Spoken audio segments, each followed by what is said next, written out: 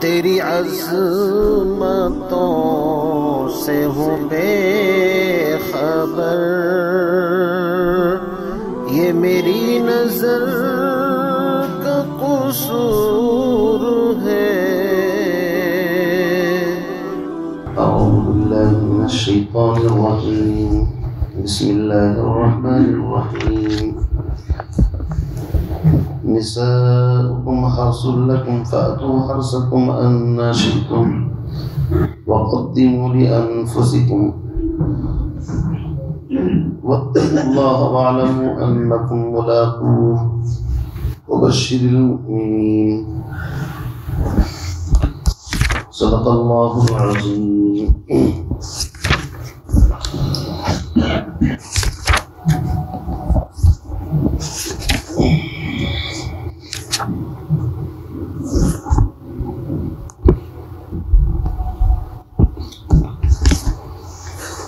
اس سے پہلی آیت میں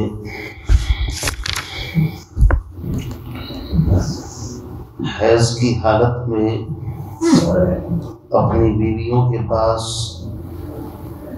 قریب جانے سے، یعنی حیض کی حالت میں مجامعت سے منع کیا گیا، روکا گیا۔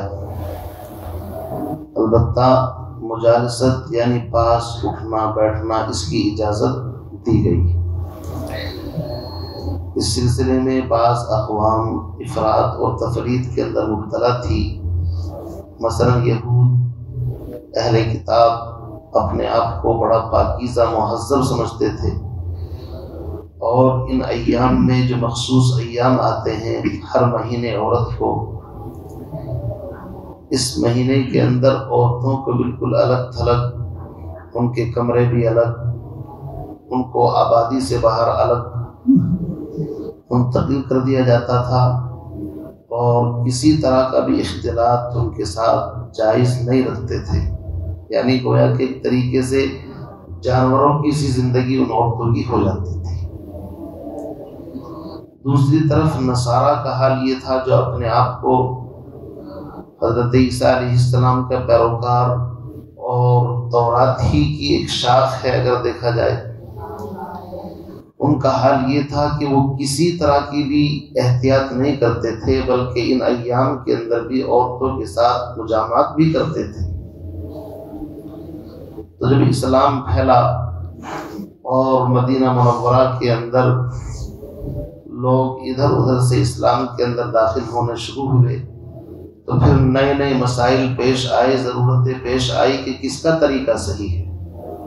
تو اسلام نے اس سلسلے میں اپنے متبعین کی قیامت تک کے لیے رہنمائی فرما دی، فرمایا کہ جن ایام میں عورتوں کو ماہواری آتی ہے، بنت حوا، بعض روایات میں آتا ہے کہ بنی اسرائیل کی اہل کتاب کی عورتیں مساجد کے اندر آتی تھی اور اس طرح کے لکڑی نما جوتے پہنتی تھی جس سے صفوں کے اندر اونچی دکھائی دے، مردوں پر نظر رکھتی تھی، تو اللہ رب العزت نے ان کی آمد مسجد کے اندر حرام کر دی، اور عورتوں کو ہر مہینے اس ماہواری کے خون کے اندر مبتلا کر کے اللہ نے کہا کہ تم گھروں کے اندر بیٹھ جاؤ آرام سے۔ بہرحال قصہ مختصر، اسلام نے اپنے متبعین کو، ماننے والوں کو یہ رہنمائی ہدایت دی کہ دیکھو اس سلسلے میں افراط اور تفریط، حد سے زیادہ کسی چیز کو گھٹانا بڑھانا یہ صحیح نہیں ہے۔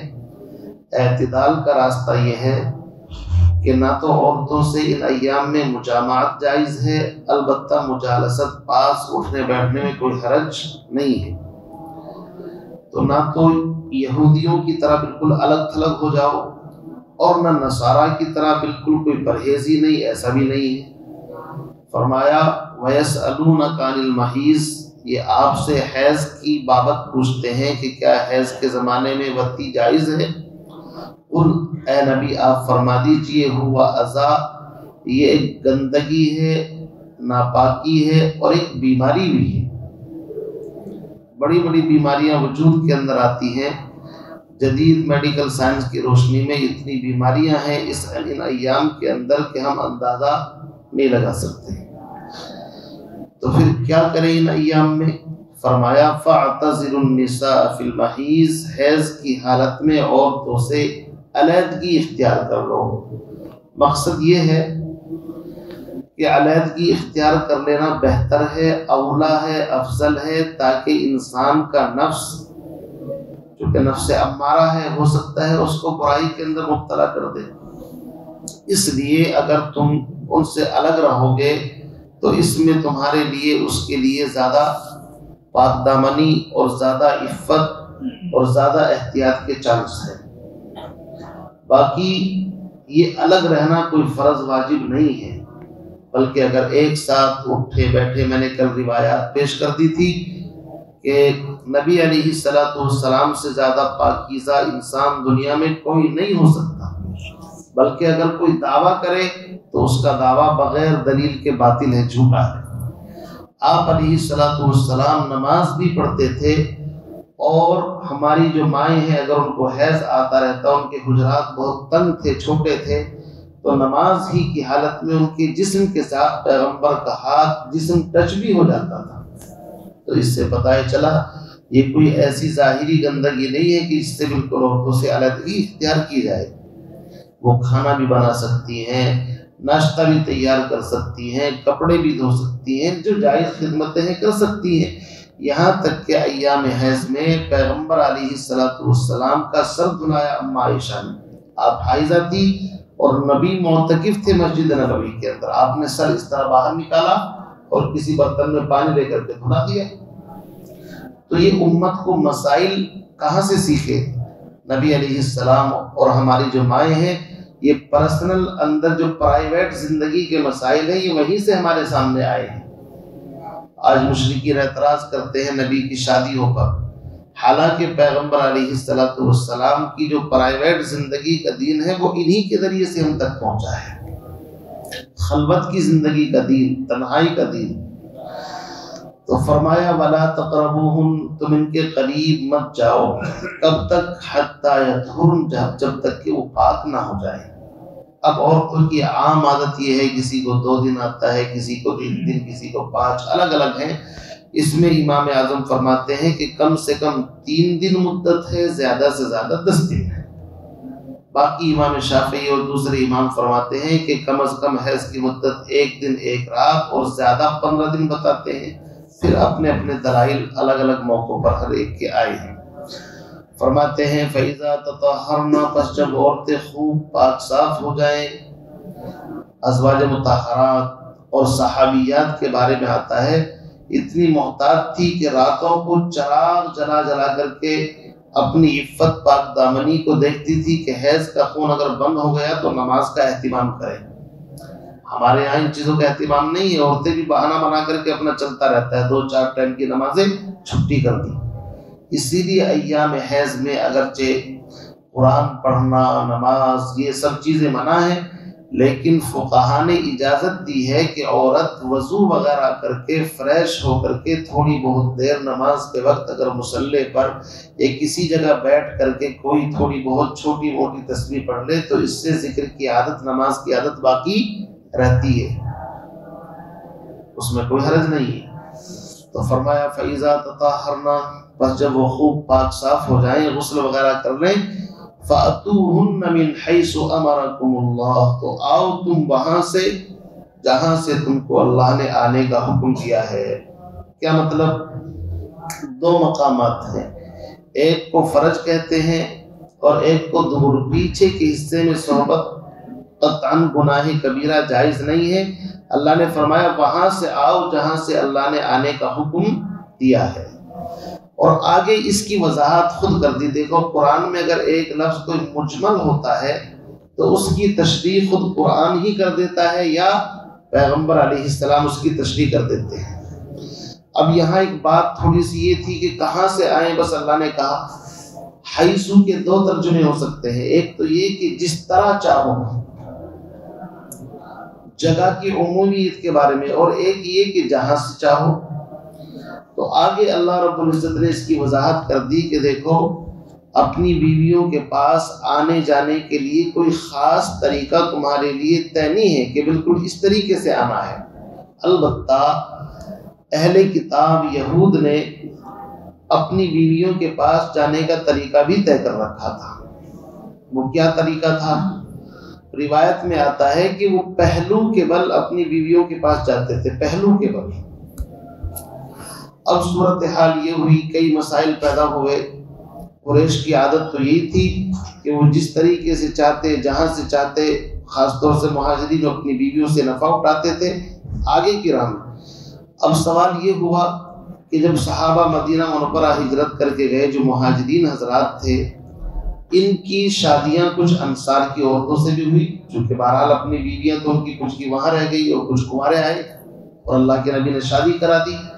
تو انصار جو تھے ان کے پاس یہودی آباد تھے، اور یہودی اہل کتاب پڑھے لکھے سمجھے جاتے تھے، تو یہ بیچارے انصار جو تھے بت پرست تھے اس زمانے میں، تو یہ کچھ چیزوں میں اہل کتاب کو فالو کرتے تھے کہ بھئی یہ پڑھے لکھے ہیں، جو یہ طریقہ کر رہے ہیں یہی صحیح ہوگا۔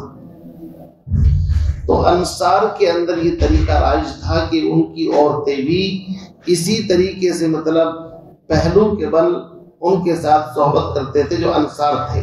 اب جب مہاجرین سے ان کی مطلب شادیاں ہوئیں تو مسائل پیدا ہوئے۔ روایت میں آتا ہے ایک مہاجر جب وہ اپنی بیوی کے پاس گئے تو بیوی نے کہا کہ ہمارے یہاں تو ایک مخصوص طریقہ ہے اور یہ ہم نے اہل کتاب سے سیکھا ہے۔ چنانچہ جب اس طرح کے مسائل پیدا ہوئے تو اب ایک خلجان پیدا ہو گیا، کیا کیا جائے؟ یہاں تک کہ بعض روایات کے اندر آتا ہے حضرت عمر رضی اللہ تعالیٰ عنہ وہ نبی علیہ السلام کی خدمت میں حاضر ہوئے، اللہ کے نبی میں تو ہلاک ہو گیا، برباد ہو گیا۔ کہ کیا ہوا عمر؟ کہ میں رات اپنی بیوی کے پاس اس کی پشت یعنی پالان کی طرف سے چلا گیا۔ مقصد یہی تھا کہ صحبت تو آگے کے حصے میں کی ہے لیکن طریقہ دوسرا اختیار کیا، تو آپ خاموش رہے۔ اسی طریقے سے ایک عورت صحابیہ تھی، وہ حضرت ام سلمہ کے پاس مسئلہ معلوم کرنے کے لیے گئی کہ اس طرح کے مسائل ہیں۔ اصل میں یہودیوں کا عقیدہ یہ تھا کہ اگر بیوی سے پیچھے کی طرف سے کوئی آگے کے حصے میں صحبت کرے گا تو بچہ بھینگا پیدا ہوگا، احول جس کو کہتے ہیں، آنکھیں ہو جاتی ہیں اس کی اس طرح۔ اب اسلام جب آیا تو اس نے اپنے متبعین کو ہر بات کے بارے میں رہنمائی کی، تو قرآن پاک کی آیت نازل ہوئی اور اس میں مسئلہ کلیئر کر دیا کہ دیکھو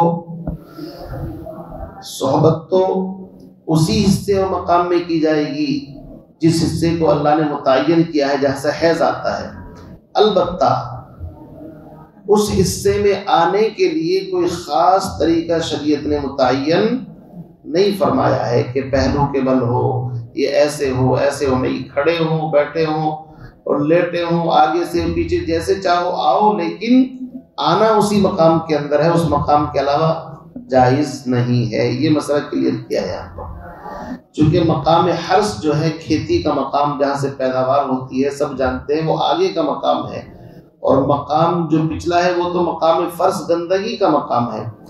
جب حیض کی مختصر سی ناپاکی کی وجہ سے اللہ نے عورتوں کے پاس جانے سے منع کر دیا اس حصے میں جہاں جانا جائز ہے، تو جس حصے سے ہمیشہ گندگی کا خروج ہوتا ہے وہاں پر جانے کی اجازت کیسے ہو سکتی ہے؟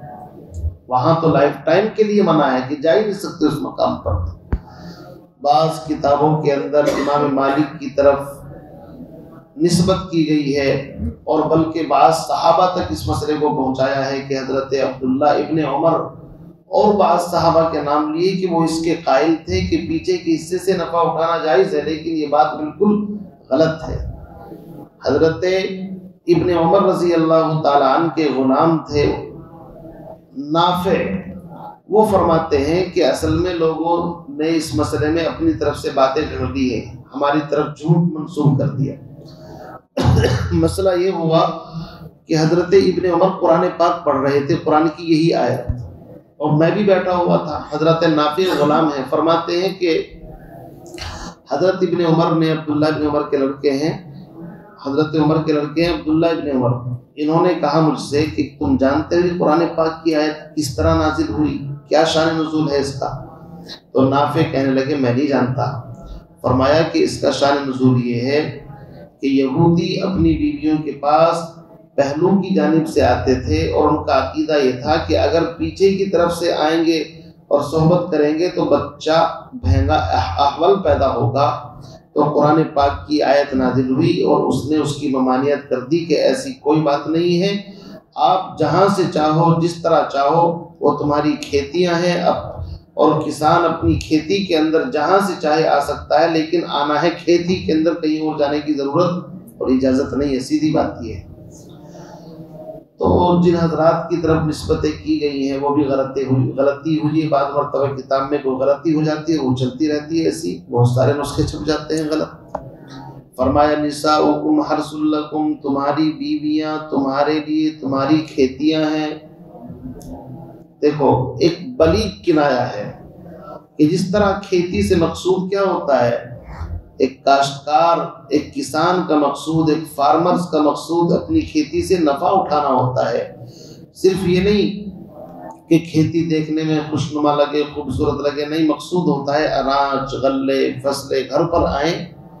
اسی طریقے سے بیویاں بھی کھیتی کی طرح ہیں، ان کے پاس جاؤ تو اولاد کی طلب کے لیے، اس سے پہلے گزر چکا ہے، ہن لباس لکم وانتم لباس لہم، وہ تمہارا لباس، تم ان کا لباس۔ علم اللہ انکم کنتم تختانون انفسکم فتاب علیکم وعفی عنکم فالآن باشروہن وابتغوا ما کتب اللہ لکم، ان سے وہ چیز تلاش کرو جو اللہ نے تمہارے مقدر میں رکھی ہے، یعنی اولاد۔ اسی لیے فرمایا ایسی عورتوں سے شادی کرو جو بچے زیادہ جننے والی ہو، میں قیامت کے دن امت کی زیادتی پر فخر کروں گا۔ آپ اندازہ لگائیے، تو فیملی پلاننگ کی جڑ کاٹ کر کے رکھ دی اس آیت نے۔ اسلام میں اس کی گنجائش نہیں ہے، اس لیے کہ نحن نرزقہم وإیاکم، تمہیں بھی اور ان کو بھی اور ساری مخلوق کو روزی اللہ دیتا ہے، کسی کے باپ کے بس کی بات نہیں جو روزی دے دے کوئی کسی کو۔ اسی لیے بعض روایتوں کے اندر آتا ہے کہ انسان کا کام تو ہے کھیتی کے اندر جا کر کے بیج ڈالنا، پھر اس بیج کو جمانا نہ جمانا یہ تو اللہ کا کام ہے۔ یہب لمن یشاء اناثا ویہب لمن یشاء الذکور، اللہ جس کو چاہے پھر بیٹا دے بیٹی دے، ویجعل من یشاء عقیما، جس کو چاہے پانچ رکھے، اس میں اس کا کوئی قصور نہیں۔ فرمایا نساؤکم حرث لکم، تمہاری عورتیں تمہارے لیے کھیتی ہیں، فاتوا حرثکم، بس تم اپنی کھیتی میں آؤ، انا شئتم، جیسے بھی چاہو۔ کیا مطلب؟ عمومیت آنے کے بارے میں ہے، کھڑے بیٹھے لیٹے جس طرح چاہو آؤ، آنا کھیت کے اندر ہے، اس کے علاوہ اور راستہ نہیں پکڑنا۔ وقدموا لانفسکم، اور فرمایا صرف اسی نفع کے چکر میں مت پڑے رہنا کہ بھائی بیویوں سے لطف اندوز ہو رہے ہیں اور باقی کچھ ہے ہی نہیں، آخرت کی بھی آگے کے لیے کچھ تیاری کر لینا۔ اولاد ہو تو بیویوں کے پاس جانے سے پہلے دعا پڑھو، اللہم جنبنا الشیطان وجنب الشیطان ما رزقتنا، تاکہ اولاد اگر ہوگی تو شیطان اس کو پریشان نہیں کر سکے گا۔ طریقہ بتایا اللہ کے نبی نے، دعا پڑھو۔ پھر اولاد اگر پیدا ہو تو اس کو نیک بنانے کی کوشش کرو تاکہ تمہاری آخرت کا ذریعہ بنے، اور اگر وہ گزر جائے بچپنے کے اندر تو اللہ کے نبی نے فرمایا یہ بھی تمہارے لیے آخرت میں ذخیرہ ہے، تمہیں پکڑ کر کے پوری جنت کے اندر کھینچ کر کے لے جائیں گے۔ وَقَدِّمُوا لِأَنفُسِكُمْ کے اندر بہت ساری باتیں آ گئی کہ اپنے لیے آخرت کے لیے بھی آگے کے لیے کچھ بھیجو، اعمال صالحہ کرو۔ وَاتَّقُوا اللَّهَ، اور دیکھو حرام چیز کے بارے میں اللہ سے ڈرتے رہنا، بار بار سمجھایا جا رہا ہے کہ غلط راستے پر نہیں جانا، اپنی بیویوں سے پیچھے کے حصے میں صحبت نہیں کرنی ہے۔ واتقوا اللہ، اللہ سے ڈرتے رہو۔ وَاعْلَمُوا، اور جان لو، أَنَّكُمْ مُلَاقُوهُ، اگر تم نے گڑبڑ کی تو ایک دن تم کو اللہ سے ملنا ہے، پھر شرمندگی اٹھانی پڑے گی، ندامت ہوگی۔ وَبَشِّرِ الْمُؤْمِنِينَ، اور اے پیغمبر کامل ایمان والوں کو کامل طور پر بشارت اور خوشخبری سنا دیجئے کہ جو ان ایام میں، مخصوص ایام جو آتے ہیں، حیض کی حالت میں بیویوں کے پاس نہ جائیں، صحبت نہ کریں۔ پہلے کہا تھا اگر کسی نے ایسی گڑبڑ کی ہو تو اللہ تعالیٰ توبہ کرنے والوں کو محبوب کر لیتے ہیں، چلو توبہ کر لو اور آئندہ کی زندگی اچھے سے گزارنا۔ ان اللہ یحب التوابین ویحب المتطہرین، اور آگے فرما دیا کہ تمہاری بیویاں تمہارے لیے کھیتی کی طرح ہے، اپنے کھیت میں کسان کو ہر طرف سے آنے کا حق ہے، لیکن کھیت سے مقصود نہ ہر وقت بیج ڈالا جاتا ہے، نہ ہر وقت پیدائش ہوتی ہے، بلکہ کھیتی کی حفاظت کے لیے بہت ساری چیزوں سے جو کھیتی کے دشمن ہیں ان سے حفاظت کرنی ضروری ہوتی ہے۔ اور ایسا بھی نہ ہو کہ بالکل کھیتی کو بھول جائے، وہاں پر بنجر ہو جائے۔ بہت سارے حضرات جو سعودی، دبئی، دنیا کے ملکوں میں چلے جاتے ہیں، شادی کر کے اور بیویاں 10 سال یہاں پر پڑی ہوئی ہے تو کھیتی تو ویران ہو جائے گی بھائی، یہ بھی تو غلط بات ہے۔ ان چیزوں کا بھی خیال رکھنا چاہیے، وہ تمہاری کھیتیاں ہیں، اور جس طرح کھیتی کے مالک کو کھیت میں آنے کا حق ہے، لیکن کھیت کی دیکھ بھال، اس کی حفاظت اور تمام نقصان دہ چیزوں سے، موسم بھی غلط سلط آتے ہیں ان سے بھی بچانا ہے۔ ساری چیز، آج کل بہت سے جوائنٹ فیملیاں ہیں، شادی پہ شادی کرے جا رہے ہیں، بھائی کی بھی شادی، فلاں کی بھی شادی، اور رہائش کے لیے صحیح سے انتظامات بھی نہیں ہے، تو پھر ان مکانات کے اندر جو نقصانات سامنے آتے ہیں آپ اندازہ نہیں لگا سکتے۔ اس لیے بہت ساری باتیں قرآن کی ساتھ میں پوشیدہ ہے۔ بھائی صاحب، اپنی بچوں کی شادی کرو تو کم از کم ایک کمرہ ان کے لیے بالکل ایسا الگ کر دو کہ جس میں آرام کے ساتھ زندگی گزار سکے، کوئی ٹینشن نہ ہو۔ تو فرمایا وَقَدِّمُوا لِأَنفُسِكُمْ وَاتَّقُوا اللَّهَ وَاعْلَمُوا أَنَّكُمْ مُلَاقُوهُ وَبَشِّرِ الْمُؤْمِنِينَ۔ بات سمجھ میں آ گئی ہوگی؟ دو باتیں ہیں سیدھی سیدھی، ایک تو حیض کی حالت میں بیوی سے صحبت جائز نہیں ہے، اور دوسرا مسئلہ یہ ہے بڑے حیا اور شرم کے ساتھ اللہ نے ایسے لپیٹ کر کے بیان کیا ہے، اللہ کمال، بالکل ایک دم اتنی بلاغت اور فصاحت ہے خدا کی قسم اس آیت میں کہ اندازہ نہیں کر سکتے۔ مسئلہ بھی بیان کر دیا اور حیا اور شرم بھی باقی ہے۔ کھیتیاں کہا، کہیں لباس کہا، اور اس انداز سے بات کہا کہ دیکھو تمہاری کھیتیاں ہیں، ہر طریقے سے لطف اندوز ہو سکتے ہو، ازدواجی زندگی میں کھلی چھوٹ ہے تم کو اپنی بیویوں کے پاس آنے کی، لیکن خدا کے واسطے راستہ غلط استعمال نہیں کرنا ہے۔ جو مقام اور محل شریعت نے کھیتی کا بنایا ہے، پیداوار کا، وہیں پر جانا ہے۔ البتہ جانے کے لیے ہم کوئی طریقہ متعین نہیں کرتے کہ ایسی سنت ہے، ایسے فرض ہے، ایسے مستحب ہے، ایسا کچھ نہیں۔ سبحان اللہ وبحمدہ، سبحان اللہ واشہد ان لا الہ الا اللہ۔